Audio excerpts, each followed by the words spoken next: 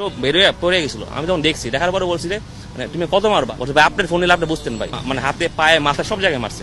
Stump. আমার আব্বা আম্মা নাই, আমার বড় ভাই ছিল পুলিশের সাব ইন্সপেক্টর, যে রাষ্ট্রের তখন পর্যন্ত তুমি বাঁচবা, তুমি খাইতে পারবা না, তোমাকে মেরে ফেলা হবে। এবং ঠিকই তাকে পরিমাণ মারপিট করা হয়, সর্বশেষে সে মারা যায়।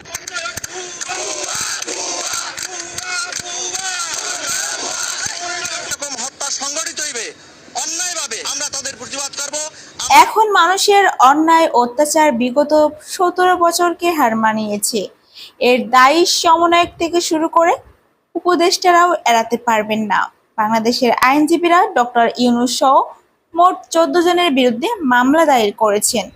বিস্তারিত জানতে সম্পূর্ণ ভিডিওটি দেখুন। সেই 5 আগস্ট থেকে যে পরিমাণ মানুষের উপর অত্যাচার, মিথ্যা মামলা ও প্রাণহানি হয়েছে তা বিগত 17 বছর হয়নি বলে দাবি করেছে শিক্ষার্থীরা। এর দায়ভার সমন্বয়ক ও উপদেষ্টারা এড়াতে পারবেন না।